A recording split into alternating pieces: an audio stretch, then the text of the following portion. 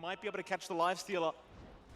He's going to show up in the creep wave. This could be a prime opportunity if BetBoom can find the initiation, but they're wrapping around the other way. Nisha, he'll break the smoke. In they go. Pure, he'll drop Saberlight. He'll try to blow up the Mars. Saberlight, though, he's a tanky boy. And now the swap comes out with the infest. Saberlight, he'll survive another day. Insania, he saves the day. And Nightfall is gone.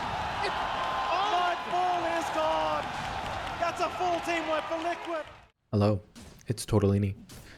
When it comes to succeeding with Vengeful Spirit, enhancing her team's initiative with her presence, debuffs, and stuns is the path to winning a match. Whether it's using her armor reduction debuff to bully out enemy offlaners, to displacing enemies with her ultimate ability to then hold them in place with stun ability for her allies to finish them off, Vengeful Spirit is one of the most reliable supports for any safe lane carry and overall lineup. Safe lane carries love laning with her because she can easily set up kills right from the start and has a strong offensive capability to rebuff enemy offlaners. Like most supports, Vengeful Spirit needs very few items to achieve her goals, as her abilities enable lineups to succeed in ganks, and not to mention her late game is very good because her mere presence from her passive ability greatly increases her team's damage physical output. That kind of value is greatly appreciated for heroes like Drow Ranger, Medusa, Terrorblade, and Morphling. Heroes that grow in damage through their primary attribute and can sit in the back with her to safely deal massive amounts of damage. Her Wave of Terror is strong right from the start, reducing enemies' attack damage and, more importantly, their armor, which pairs nicely with heroes like Slardar, Shadow Fiend, Weaver, and Razor. These are heroes that also reduce the enemy's armor, making these enemies even more susceptible to physical attacks.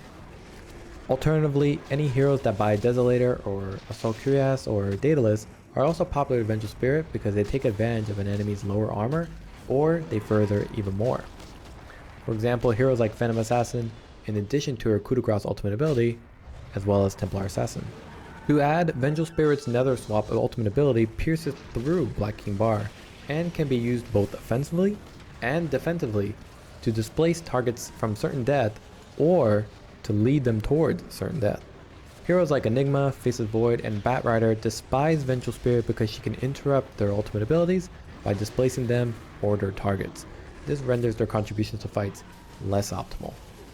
Now be warned that Vengeful Spirit doesn't perform so well against heroes who have high armor and can create illusions to overwhelm her, as well as rendering her more offensive capabilities difficult to target. Heroes like Anti-Mage with Manta Style close the gap on her easily while sending back her magic missile with a well-timed counter spell. Naga Siren and Phantom Lancer are also heroes that gain massive armor through their growing primary attribute, mainly agility, and that's where magic missile is less effective in stopping all her illusions, or Phantom Lancer's illusions as well. Additionally, heroes that buy Assault Cuirass or Guardian Greaves and Vladimir's Offering also increase the enemy's lineup's armor, thus nullifying a little bit of her Wave of Terror. Laning stage. Before the match starts, pick up some starting items like 2 sets of tangos, 2 iron branches, a circlet, and a blood grenade. Vengeful Spirit is an offensive support that rebuffs enemy offlaners when we've been preparing to jump on her safe lane carry. As a universal attribute hero, the circlets and iron branches give Vengeful Spirit superior attack damage than most other heroes early on. This lends itself to Vengeful Spirit needing to routinely harass her opponents, as well as interrupt their hard camp jungle pulls, and ultimately be a nuisance to draw attention away from her carry until they are ready to engage together. Through all that, you will be taking extra damage and thus the justification of 2 sets of tangos. And lastly, the blood grenade is for a bit of extra health, and it's a nice follow-up to your initiation when trying to secure a kill. As a support, your goal is to ensure the safe lane carry can freely farm for experience and gold. Actions like regularly stacking and pulling your creep wave helps reset the lane so the next wave of creeps meets more towards the safety of your tower, impeding the enemy's offlaner's ability to jump on your position and carry. Similarly, you can also block the jungle camp with a sentry ward near the enemy's tower to prevent them from pulling. The enemy team is likely doing the same to you, so be sure to deward your own jungle camp if it is not spawning. Furthermore, grabbing the Lotus at the Lotus pool every 3 minutes means less mana and health regen for the enemy offlaner, which translates to less opportunity for them to try and kill your laning partner. You should be at these Lotus pools before the minute drop so you can guarantee being the one who gets those Lotuses and you don't miss out on free regeneration. Now, depending on your safe lane carry, you can easily set up kills with a few points in Magic Missile and Wave of Terror. Heroes like Weaver, Morphling, or Drown Ranger can follow up with your magic missile initiation and finish them off before they can even respond after using Wave of Terror. Additionally, if the enemy does try to flee with a bit of health, Wave of Terror does deal a bit of damage and has decent range, which gives you one last shot at finishing them off. When you're not trying to secure a kill, Vengeful Spirit relies on her Wave of Terror to harass the enemy and interrupt enemy pulls from the jungle camp. Since you're a universal attribute hero and Wave of Terror both reduces an enemy's armor and their attack damage, trading against most position 4 offlane supports is in your favor. We usually don't use Magic Missile except to set up kills or to interrupt the offlaner's initiation during the laning stage, as the mana cost to use Magic Missile is significantly high, so you need to be certain it will be worth your while to cast it. One of your first purchases for Vengeful Spirit is Boots of Speed and Magic Wand. While you have decent attack range and damage, you need that extra movement speed to guarantee you can initiate with your Magic Missile, but more importantly, it allows you to reach jungle camps more quickly to pull or interrupt, as well as close the gap on enemies after casting Wave of Terror. That thinking extends to your upgraded boots of choice as well. Tranquil Boots on Vengeful Spirit relies on that extra movement speed to get the jump on gank targets to initiate with her Nether Swap. Now in terms of skill build, you're going to max out Magic Missile, as each level is incredible in damage and stun duration, making it easier to tear down foes. To add, we're grabbing 2 points in Wave of Terror due to its viability during the laning stage and its compatibility with your team during the early to mid game ganks. We usually don't opt for points in your Vengeance Aura this early because during your early game, your team's attack damage is too low, and thus the bonus damage from her passive ability doesn't achieve as much as Magic Missile and Wave of Terror. Mid game. When it comes to your mid game, you're looking to set up kills with your team. Whether your safe lane carry has won their lane or not, you should consider rotating to the other lanes that may need your help. But before that, make sure you ward and deward your jungle to give a safe space for your carry to farm, as enemies will regularly look to gank and interrupt your position 1 farm. You can easily deward enemy observer wards by placing sentry wards as far away from cliffs as possible, and then using Wave of Terror, or your courier for example, to see up that cliff for you to then destroy the enemy wards. As mentioned, Vengeful Spirit is a great early game initiator because her Nether Swap has incredible range and can displace enemies from a safe position to one where your allies can follow up and destroy them. Pick up a Smoke of Deceit with your team and start hunting around the map for potential opportunities. This could be something as simple as rotating to the mid lane to Nether Swap the enemy to then stun with Magic Missile and follow up with Wave of Terror. When you're not regularly ganking, you can rely on Wave of Terror to farm jungle camps, but also help your cores out by double stacking camps with the help of Wave of Terror. Now your spell combo for Vengeful Spirit is actually very straightforward. When near an enemy, Nether Swap them towards your allies. Cast Magic Missile on them to keep them in place.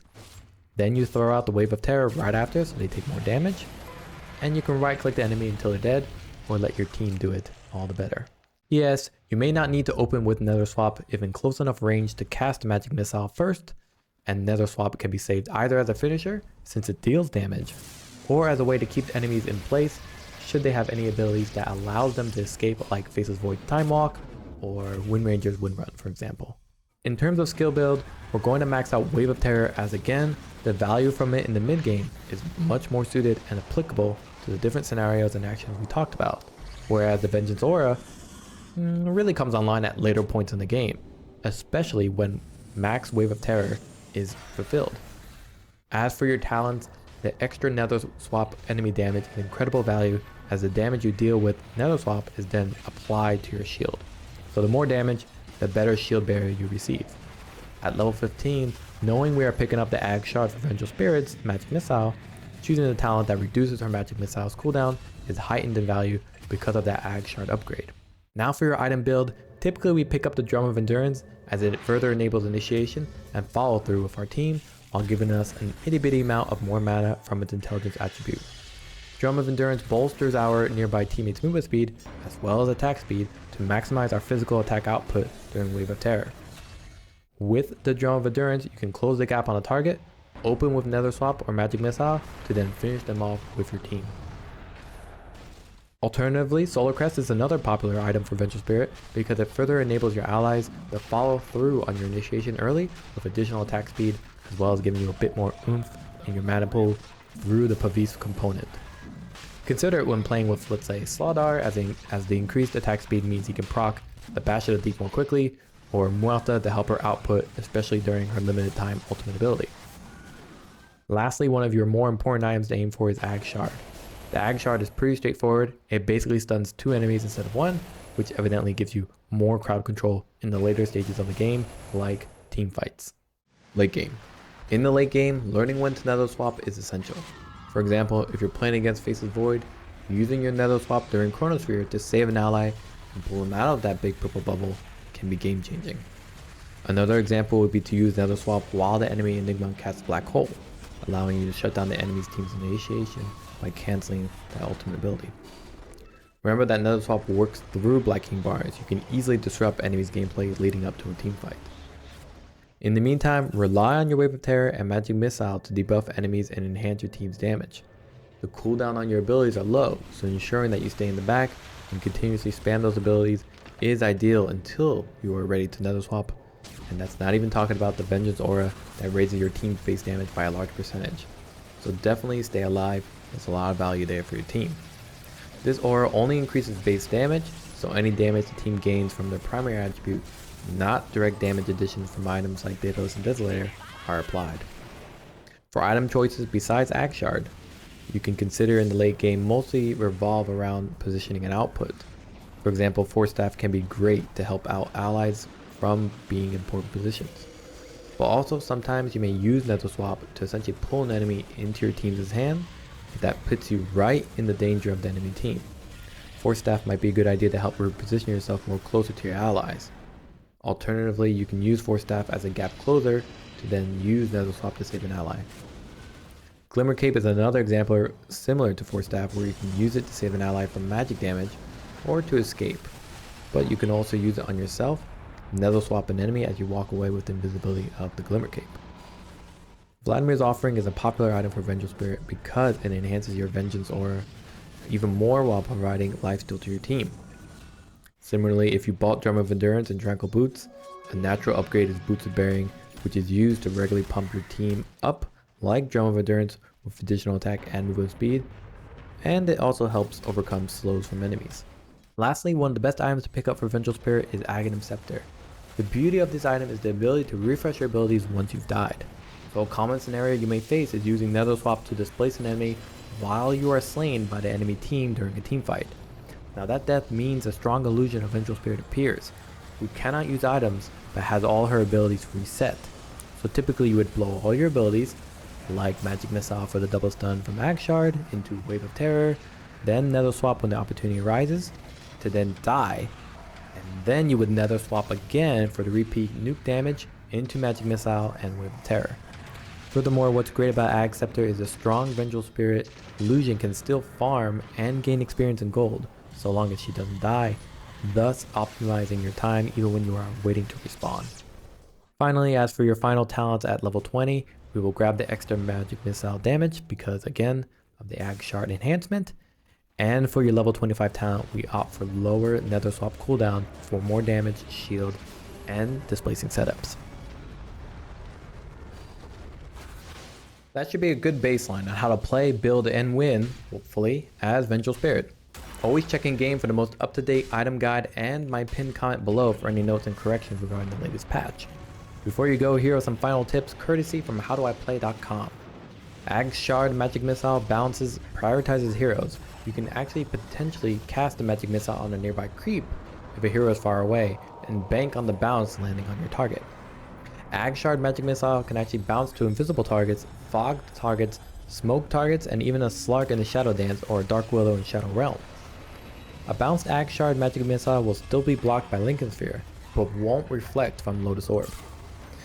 Being able to Nether Swap invulnerable units means you can swap heroes that are cycloned on or things like Storm Spirit inside Ball of Lightning, or even units affected by Naga Siren's Song of the Siren. Okay, that's it. Don't forget, if you see a heart in the comment section, it's a helpful tip to play the hero even better. If you enjoyed my Dota builds in game for the last 11 plus years or want me to make more videos, support me on Patreon, where you can even have a guide named after you. You can also subscribe on Twitch or become a member on my YouTube, or you could just say super thanks for this video by pressing the button below this video or anywhere around this video. I don't know where it is. With your help, I'll be able to keep doing more guides and properly afford editors to pump out more helpful content.